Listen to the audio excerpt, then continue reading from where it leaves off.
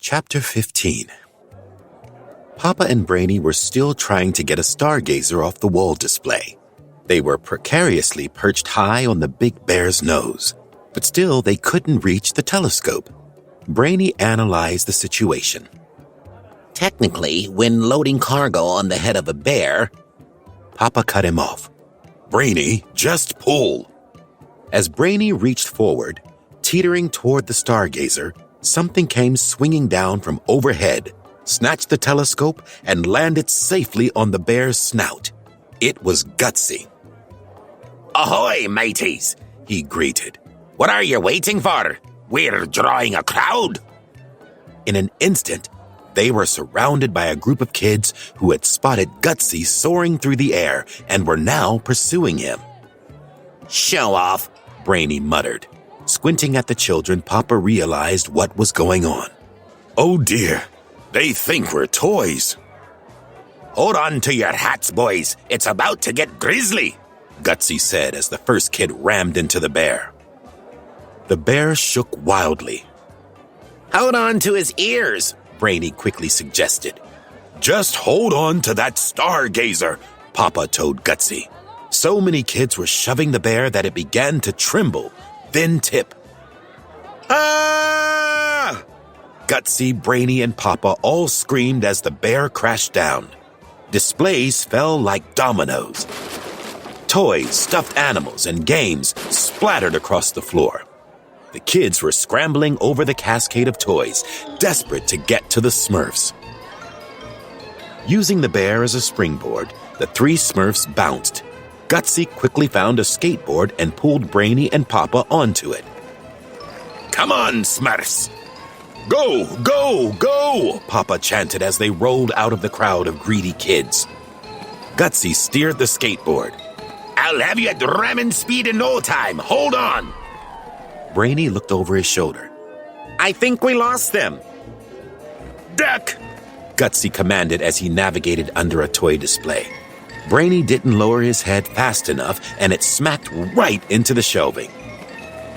Again with the head! Brainy cried out, touching his new bump. Get in the way and I'll caber toss ya! Gutsy warned whoever crossed their path. Where did you learn how to drive? Brainy asked, his voice full of fear. You think you can do better? Gutsy asked, turning to face his challenger. Yes, I do believe I can do better, Brainy replied. Papa warned them both. Stop bickering! The stubborn Smurfs argued on and on, not paying attention to where they were headed. The skateboard continued to zoom forward, directly into danger.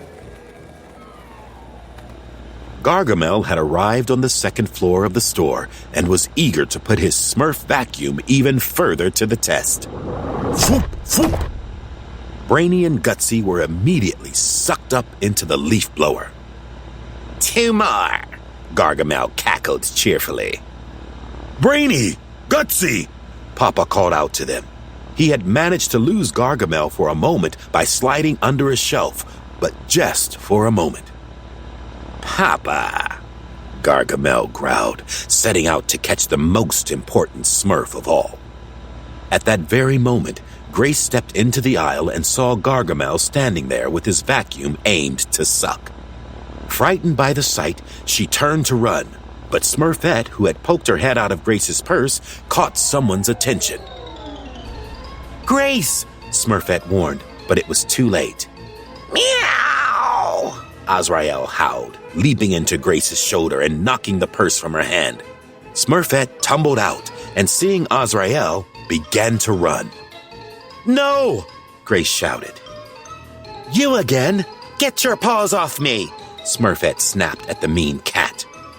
Bad kitty, Grace said, swatting the cat with the purse. While Azrael was distracted, Smurfette ran for cover. I hate that cat! Smurfette called out as she turned the corner and entered a new department loaded with shelf displays. She tried to find an escape route, but at the end of the aisle, Smurfette discovered Gargamel was already there, waiting for her. Come here, you little... He crooked a finger at her. Ha! Gargamel! Smurfette glanced around and noticed that Papa was on his way to rescue her. She had to stall. Ah, Smurfette, more lovely than ever, the wizard crooned. Oh, Gargamel, Smurfette replied. I guess you've outsmarted us again. She pretended to be afraid. Grinning wildly, Gargamel aimed the vacuum hose at her. He revved up the engine and pointed the tube. Suddenly, Papa Smurf soared by on his skateboard. Smurfs up, Papa cried, pulling Smurfette onto the board. Or not, Smurfette teased as together they zipped down another aisle. And yet, there was still a thump. Instead of Smurfette, Azrael, who had been right on Papa's heels, got sucked up by Gargamel. The vacuum motor strained as Azrael's wriggling tail stuck out from the tube. Azrael! Azrael, what are you doing? Gargamel tugged the cat's tail. Meow! Azrael's reply echoed from inside the vacuum. Out! Out! Gargamel told the cat. Get out of my suckamajig! Gargamel smacked on the tube, trying to pop Azrael free. Just then, Patrick appeared. Let me help you with that. He quickly flipped the switch on the leaf vac and the motor reversed. Pressure built as the machine grew louder. Ah, thank you, kind sir, Gargamel said, absent-mindedly at first, until he took a good look at his helper. You!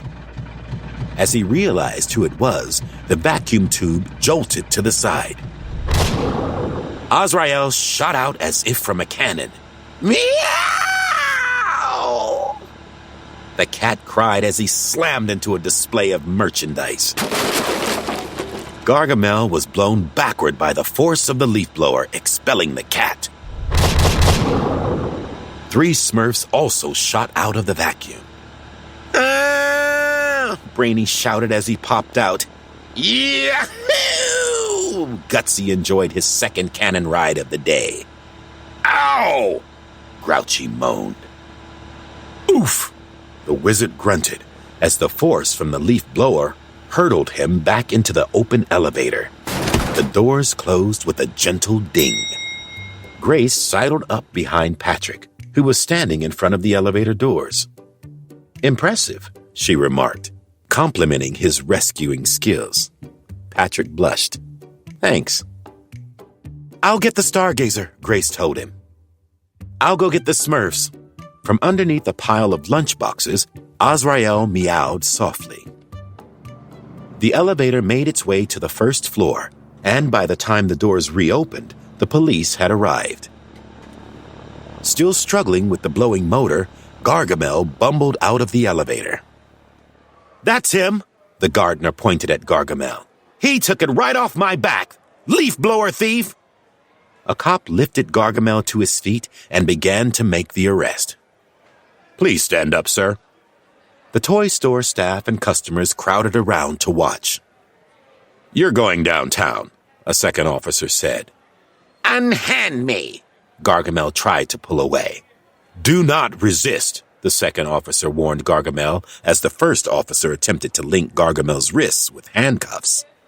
Kicking and scratching, Gargamel fought against being arrested. Unhand me, heathen, or suffer the wrath of the great and powerful Glad-Diggy.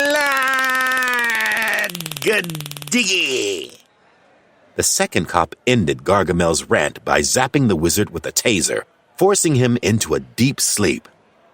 Gargamel flopped to the floor like a fish.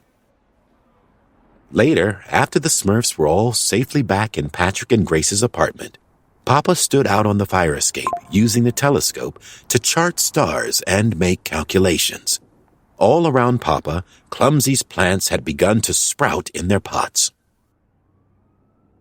Brainy, Gutsy, Clumsy, and Grouchy waited patiently in the living room. Oh dear, Papa should be done by now, Clumsy said, staring at their Smurfy leader through the window. Grouchy was tired. Yeah, enough with the suspense. I want to go home. Brainy agreed. Me too. Even Gutsy was done with the New York City adventure. Now that wily wizard's got our scent, it's a whole new wager. Without that blue moon, our giblets are gravy. While the Smurfs waited for news from Papa, Patrick was busy working in his office. La la la la la la. Patrick sang the catchy tune as he opened a computer file on his laptop. He cut and pasted his retouched picture of a truly blue moon into a document. The image was beautiful. His finger hovered over the send button, but he couldn't get himself to hit it quite yet. Instead, he studied his advertisement. It was new. It was different. But was it what Odile wanted? The one that's inspired? He asked himself. Patrick switched out the advertisement and pulled up another one he'd made. This ad was a much safer, simpler, and more traditional design.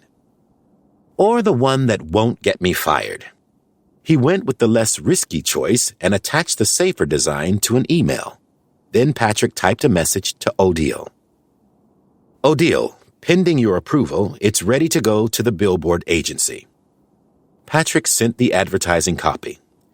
Well, there goes nothing. Leaning back in his office chair, he breathed out a deep, heavy sigh. In the bedroom, Grace was brushing Smurfette's hair with a doll-sized comb. Doll dresses from the toy store were laid out on the bed. I don't understand how you can be the only girl in the village, Grace asked. Well, see, I wasn't brought by a stork like the others, Smurfette explained. I was created by Gargamel to trap the other Smurfs. Grace shook her head. Wow. Then what happened? Smurfette looked up at Grace. Papa saved me. He cast a special spell and then helped me become the Smurf I was meant to be. That is amazing. Grace held out a mirror so Smurfette could see the back of her new hairdo. Smurfette was thrilled. She couldn't wait to pick out a new dress and show off to everyone.